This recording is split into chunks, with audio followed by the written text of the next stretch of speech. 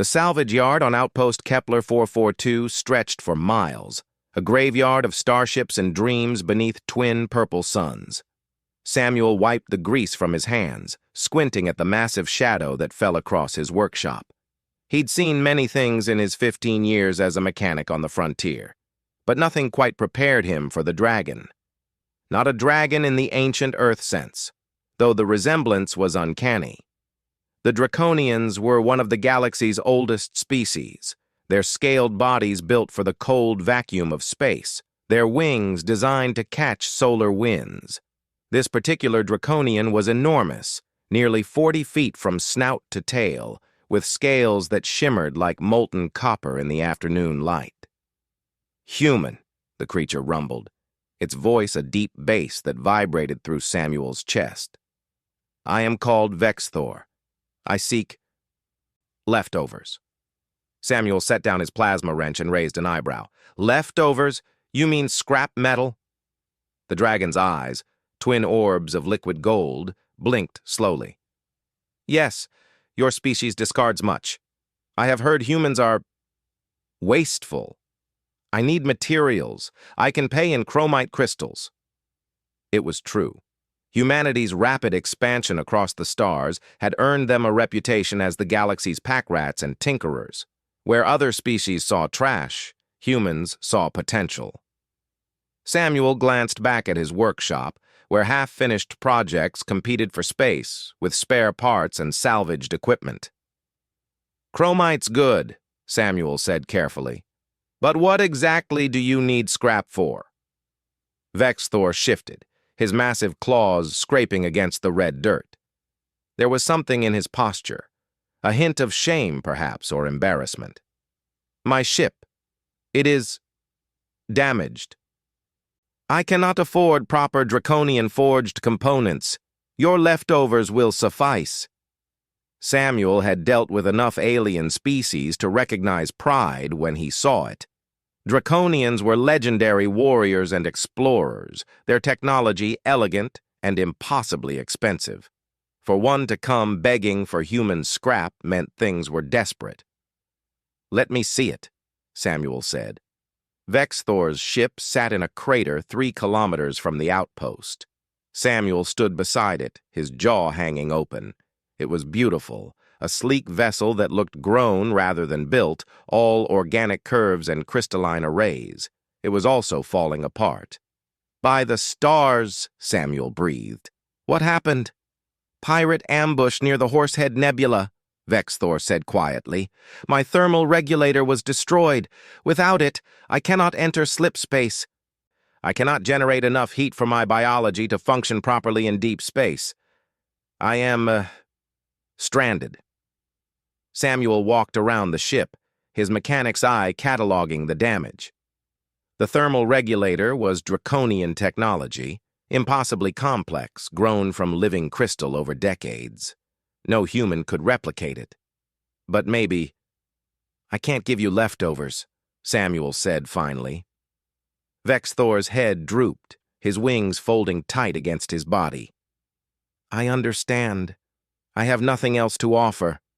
I will die here, far from my clutchmates."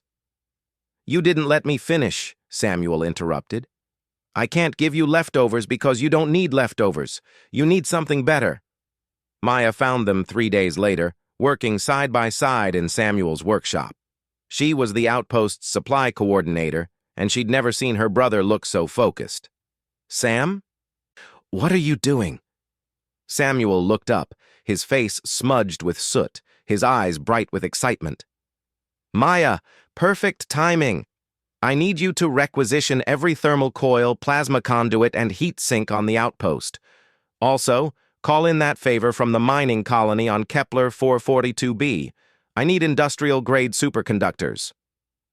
Maya stared at the massive dragon coiled in the corner of the workshop, watching Samuel with those unsettling golden eyes. "Sam, that's half our emergency supplies. What's this for?" "I'm building a hybrid thermal regulator," Samuel explained, pulling up a holographic schematic. "Draconian ships use living crystal to generate and maintain heat. We can't replicate that, but we can make something even better. Human ingenuity plus draconian design. Vexthor stirred. You would do this? For a stranger? Samuel shrugged. You asked for leftovers. I'm giving you innovation instead. That's what humans do. We take broken things and make them work, sometimes better than before. Maya saw it then.